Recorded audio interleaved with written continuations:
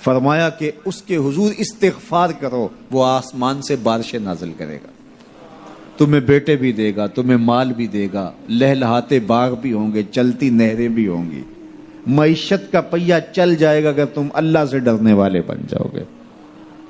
تو آج ہم کہتے ہیں یہ ہو فلاں ماہر اور فلاں شخص ہو تو پھر ہماری معیشت بہتر ہو سکتی ہے۔ اللہ نے کہا استغفار کرنا سیکھ لو، میں تمہارے لیے رحمتوں کے دروازے کھول دوں گا، رحمتوں کے در کشادہ کر دوں گا، پیچیدگیاں ختم ہو جائیں گی، مشکلیں آسان ہونے لگیں گی اگر تم اللہ سے ڈرنا سیکھ جو، اس کے حضور استغفار کرنا سیکھ جو۔ اور اگر تم ایسا نہیں کرو گے تو تمہارے اوپر نیچے سے عذاب نازل ہوگا۔ وَهُوَ الْقَادِرُ، وہ اس بات پہ قادر ہے، ان یبعث علیکم عذابا، کہ وہ تمہارے اوپر عذاب نازل کرے، تمہارے اوپر سے، تمہارے نیچے سے۔ اللہ اکبر۔ اوپر کا عذاب کیا ہے کہ آسمان سے پتھر برسیں، نیچے کا عذاب کیا ہے زلزلے آئیں، یا پھر زمین فصل دینا چھوڑ جائے، زمین بنجر ہو جائے، یہ نیچے کا عذاب ہے۔ حضرت عبداللہ ابن عباس رضی اللہ تعالیٰ عنہ فرماتے ہیں اوپر کا عذاب یہ ہے تمہارے حکمران نااہل ہوں، اور نیچے کا عذاب یہ ہے تمہاری اولادیں نافرمان ہو جائیں۔ یہ اوپر اور نیچے کا عذاب ہے جس میں تمہیں مبتلا کر دیا جاتا ہے۔ یہ کب ہوتا ہے؟ جب تم اللہ کے حکموں کے نافرمان ہو جاؤ۔ جب چند لوگ اللہ کے نافرمان ہو جاتے ہیں تو پھر ان چند لوگوں کو انفرادی اذیتوں میں اور مشکلات اور پیچیدگیوں میں مبتلا کیا جاتا ہے۔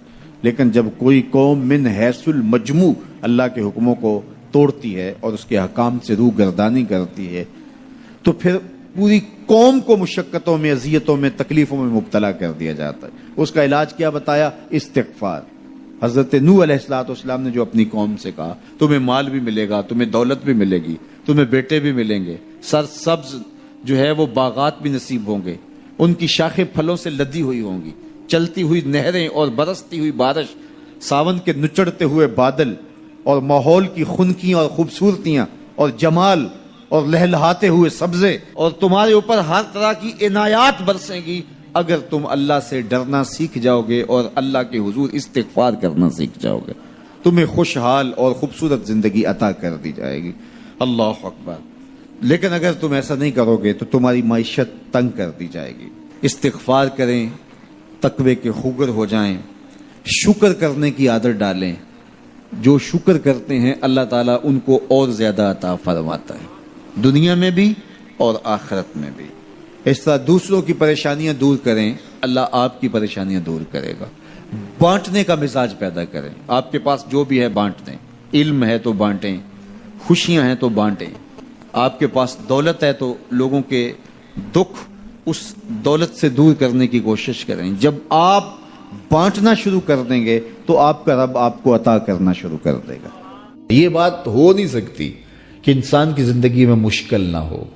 جب انسان کو پیدا کیا گیا تھا، اس کا خمیر گویا گیا تھا، تو 39 دن تک اس کے خمیر پر مٹی جو گوندی گئی تھی انسان بنانے کے لیے، اس پر 39 دن دکھوں کی بارش ہوئی تھی اور ایک دن خوشیوں کا می برسا تھا۔ تو انسان کی زندگی میں خوشی اور غم اس تناسب سے ہیں۔ لَقَدْ خَلَقْنَا الْإِنسَانَ فِي قَبْضٍ، انسان کی زندگی مشقتوں کا مجموعہ ہے، حالات کی تلخیوں کے سے مقابلہ کرنا پڑتا ہے۔ لیکن حالات مشکل ہو جائیں تو ان سے نکلنے کا راستہ کیا ہے؟ تو سنیے قرآن کیا کہتا ہے، وَمَن يَتَّقِ اللَّهَ يَجْعَل لَّهُ مَخْرَجًا وَيَرْزُقْهُ مِنْ حَيْثُ لَا يَحْتَسِبُ، جو اللہ سے ڈرنے لگ جاتا ہے، تقوی اختیار کر لیتا ہے، تو پھر اللہ تعالیٰ جل شانہ اس کے لیے مخرج پیدا کر دیتا ہے، یعنی اس مصیبت سے نکلنے کے اللہ راستے دیتا ہے۔ یہ اس شخص کا مقصوم ہے جو اللہ سے ڈرتا ہے۔ اس پر مشکلات اس پہ بھی آتی ہیں، یہ نہیں کہ اس پہ مشکلات نہیں آتی، زندگی کی مشکلات کا وہ بھی شکار ہوتا ہے، لیکن جو ہی مشکلات آتی ہیں ان مشکلات سے نکلنے کا اللہ اسے راستہ بھی عطا کر دیتا ہے۔ اور دوسری بات، وَيَرْزُقْهُ مِنْ حَيْثُ لَا يَحْتَسِبُ، اللہ اس کو وہاں سے رزق دیتا ہے جہاں سے اسے گمان بھی نہیں ہوتا، وہاں سے رزق دے دیتا ہے۔ بندہ تو یہ کہتا نا کہ مجھے یہاں سے ملے گا، یہاں سے، ایک بندے کی منصوبہ بندی ہے، لیکن جو اللہ سے ڈرنے والا ہوگا اللہ اس کو وہاں سے رزق دے گا جہاں اسے گمان بھی نہیں ہوگا، خیال بھی نہیں ہوگا کہ یہ راستہ بھی حصول رزق کا ہو سکتا ہے۔ تو یہ میرے رب کا وعدہ ہے اور میرے رب کے وعدے سچے ہیں۔ تو جب تم اللہ سے ڈرنے لگو گے تو یہ تخت و تاج، یہ دنیا کی عزتیں، یہ تمہارے قدموں میں ہوں گی۔ اس سے ڈرنے کا نتیجہ ہے جو تمہارا رب تمہیں عطا فرمائے گا۔ حضرت عمر رضی اللہ تعالیٰ عنہ کی خدمت میں ایک شخص آیا، اس نے کہا میرے ہاں اولاد نہیں ہے، تو آپ نے کہا استغفار پڑھا کرو۔ ایک دوسرا شخص آیا کہ صاحب بارشیں نہیں ہوتی، فرمایا استغفار پڑھا کرو۔ تیسرا شخص حاضر خدمت ہوا اور کہا کہ ہمارے ہاں قحط کا عالم ہے، فرمایا کہ استغفار پڑھا کرو۔ تو کوئی پاس بیٹھا تھا، اس کے اٹھ کے جانے کے بعد کہا کہ مختلف لوگ مختلف سوال لے کر آئے اور آپ نے ایک ہی جواب دیا کہ استغفار پڑھا کرو۔ تو کہا میں نے اپنی طرف سے تھوڑا دیا، یہ تو میرے رب کا فرمان ہے۔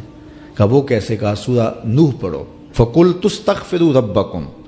حضرت نوح علیہ السلام نے اپنی قوم سے کہا کہ اپنے رب کہ حضور استغفار کیا کرو، انہو کان غفارا۔ اس کا نتیجہ کیا ہے؟ جب تم استغفار کرو گے تو وہ تمہارے گناہ بخش دے گا۔ ایک تو فائدہ اس کا یہ ہوگا، وَيُرْسِلِ السَّمَاءَ عَلَيْكُمْ مِدْرَارًا، آسمان سے موسلادھار بارشیں بھی برسیں گی، وَيُمْدِدْكُمْ بِأَمْوَالٍ وَبَنِينَ، اور اللہ تمہیں استغفار کی برکت سے مالا مال بھی کر دے گا، وَبَنِينَ، اور تمہیں بیٹے بھی عطا کرے گا، وَيَجْعَلْ لَكُمْ جَنَّاتٍ وَيَجْعَلْ لَكُمْ أَنْهَارًا، تمہیں باغ بھی عطا کرے گا اور تمہیں چلتی ہوئی نہریں بھی عطا فرمائے گا۔ آج میں سمجھتا ہوں کہ پاکستانی قوم کو اجتماعی استغفار کی ضرورت ہے۔ آپ کے دریاؤں کا پانی سوکھ گیا، استغفار کریں گے اللہ تعالیٰ ان کو پانیوں سے مالا مال کر دے گا، بارشیں ہوں گی، قحط سالیاں دور ہوں گی، بے اولادوں کو استغفار سے اولاد نصیب ہوگی، اور معیشت کی بہتری جو ہے وہ استغفار کے ذریعے سے ہوتی ہے۔ تو یہ 5 چیزیں بیان فرمائیں، تو استغفار سے خوشحال زندگی کا تصور ابھرتا ہے۔